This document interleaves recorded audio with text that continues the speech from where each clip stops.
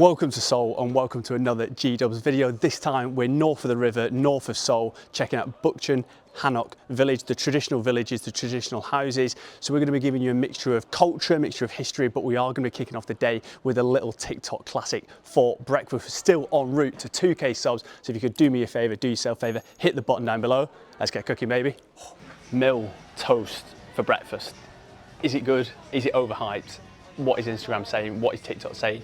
If you'd have asked me halfway through when we were waiting for our food, I would have said overhyped, terrible service. It is really slow. Do you know what I mean? There is a long queue and they're quite slow in one, taking your order and getting you food. However, when the food comes, it is sensational. I got the honeycomb with like the local honey drizzled on top of the French toast, and rich, sweet, creamy, all combined. Absolutely next level. I've never really had honeycomb like that before, but it is unbelievable. Like genuinely one of the nicest kind of, I would say, desserts I've had, even though it's weird because we had it for breakfast. And then Em went for like the strawberries and cream. It's just a classic combination. You can't really get that wrong, but again, that was good. I'm giving mine, there's always room for improvement, so I'm going to give it a 9 out of 10. I'm going to give Em's an 8 out of 10. Coffee, she said, wasn't too good in there, but I got the little strawberry milk drink. I asked what was the best one to the guy, and he said strawberry's the best one, but the other two popular ones are obviously banana and the Hershey's chocolate as well.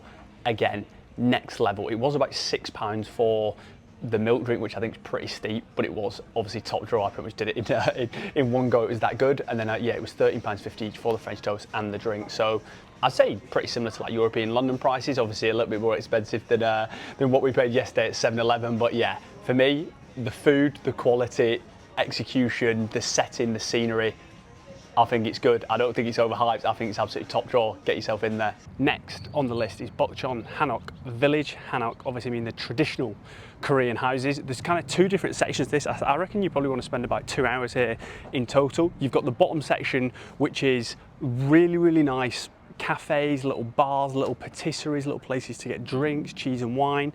And went and got like the fruit on a stick type thing. Obviously, Captain Wright himself was on the shooting at the old rifles. I came very, very close to the course record, but yeah, missed 8 on like the last 2, unfortunately.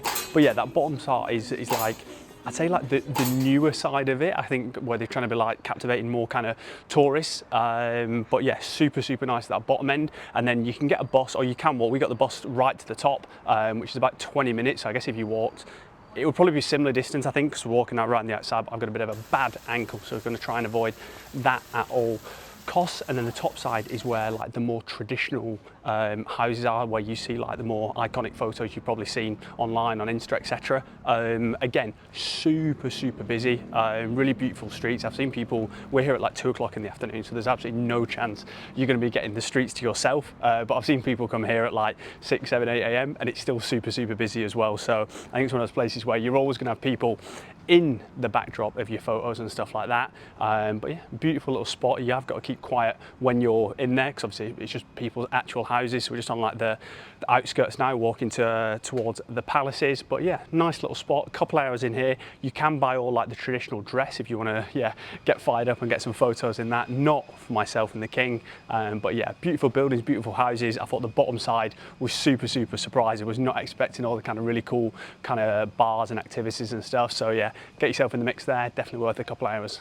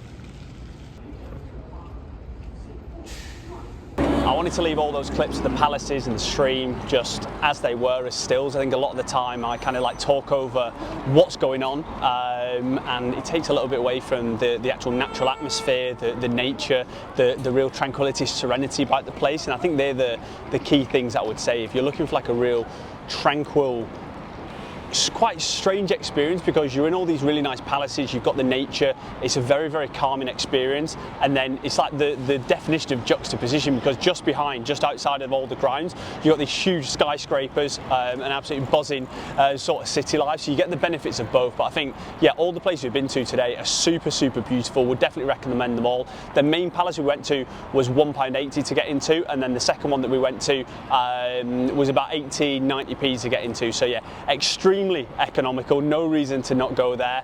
And I just think as like an overall point, I think Asia in particular, all the different countries and places of the world you go to, I think the respect people have for tradition, for just the environment in general, like the cleanliness here is unbelievable. Whether it's on the tubes, they've got like air purifiers, people are still wearing masks, the care they take of the pavements, all the kind of environment surroundings is absolutely unmatched. So yeah, Seoul, beautiful place so far, ticking all the boxes. So yeah, day number 2 has given us that real kind of traditional feel, and yeah, we'll definitely recommend those things. But yeah, me and Em in the market for a little bit of food, so yeah, we'll see where we get to today.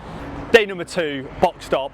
Unbelievable day. We've just gone for dinner. Again, no idea the name, so I'll overlay it now and I'll do the translation. Me and Em have got a new rule. We go to places where there are no English menus, no English signs, because hopefully that's where the locals are, that's where the best food is. Went in, all locals in there. The guy running it, super, super nice guy, and in one of those places where you don't get to choose what you're ordering. It was just, this is what's coming, and there was a mixture of everything. We had like tteokbokki, chicken, we had cheese, rice at the end, all whipped up together.